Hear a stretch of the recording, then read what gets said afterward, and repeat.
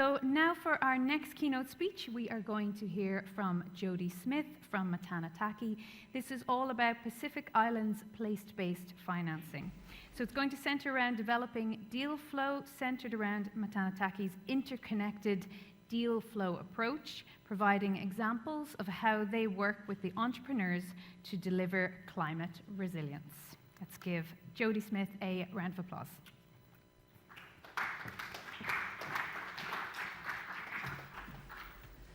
There's a reason we're drawn to gazing at the ocean, says music producer Rick Rubin.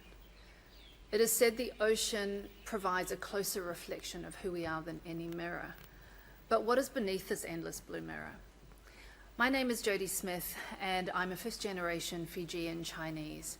I'm GP of the Pacific Impact Fund, Matanataki Impact 1, and I live and work in Fiji. My team is regionally based. My great-great-grandparents were the first Chinese people to arrive in Fiji. 160 years later, I'm still engaged in the same trades as my great-great-grandparents, and there's been little change in the processes and technologies between their work and mine. Why is this so? But perhaps more importantly, how has this impacted the lives of my fellow Fijians and our environment? To answer this question, I've had to look beyond the mirror of the Pacific Ocean. Indeed, my team and I have had to literally dive into it. And it's taken us on a journey far beyond the borders of our land and ocean. When looking for a creative solution to a problem, pay close attention to the things around you. It's no accident that trade wars drove my family to the Pacific 160 years ago. It's no accident I repeat the work of my ancestors.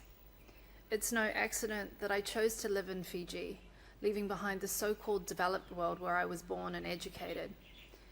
And it's no accident that Fijian reefs give us answers to the questions that my team and I ask. These reefs are the lifeblood of my adopted Pacific brothers and sisters who've given my family a home. On the surface, everything looks fine. But the true story below the surface is one of a deep power imbalance. Invasive species dominating and crowding out local diversity. Invasive seaweeds become dominant in the absence of local seaweed-eating fish, which have been overfished in exchange for cash to build houses that are going to be torn apart in the next cyclone. And for cash to buy tinned fish caught in our Pacific oceans, but canned in far-off foreign lands. So when looking for creative solutions to any problem, pay close attention to the things around you. Notice connections and consider where they lead. What do you notice that no one else does? We cannot just hope to techno-fix, spend and policy make our way out of climate emergency. We need to reform our spiritualities. The task of leaders is to find ways to improve the quality of how people feel, hear, see, and touch the world. And how do you touch the world? For we're not lords, vandals, or managers of Earth. We're part of the process of Earth. These are the words of Samoan theatre director and choreographer Lemi Bonifacio. And describing being part of the process of Earth, he's here referring to the Pacific concept of the vanua. And this is a concept where human beings are part of Earth and not separate to it. This wisdom of indigenous Pacific cosmology has pointed out the destructive patterns of governance, economy, and culture. And we see this on the ground every day, with the macro patterns reflected in micro pressures placed on businesses and communities to compete, over-extract, and pollute, and all ending up in the reef. We're making investments from our own balance sheet in order to provide some proof of concept and some hope to the businesses of the Pacific of what can be done if investment is brought to our people. So we've come up with an investment strategy which has been developed in response to paying close attention to the things around us. With the small investments we've made, we can see that this approach is working. So the investment strategy for our fund has an interconnected deal flow approach This was featured in the UN's Financing the Development System report last year.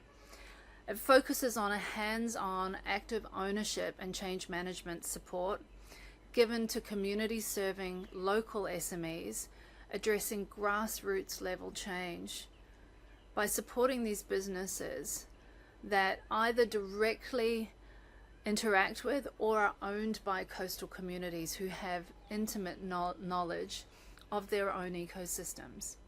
This strategy fosters knowledge transfer, capability building, and localized economic growth, and encourages regenerative practices at a micro level.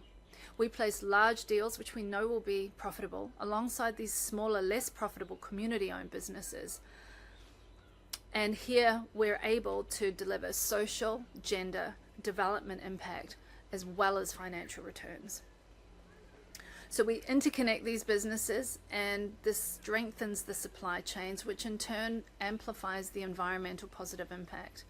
And it increases the ability of the businesses in these supply chains and the people they serve to become resilient in the face of climate disaster.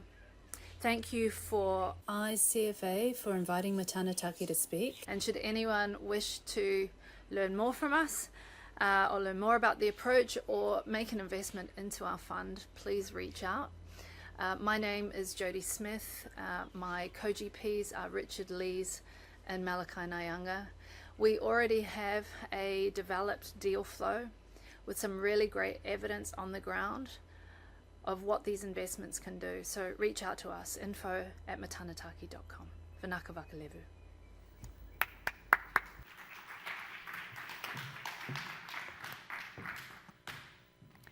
Thank you to Jodi Smith joining us all the way from Fiji. So now we are going to hear from Natalia Svegaard from the IFU, the Investment Fund for Developing Countries.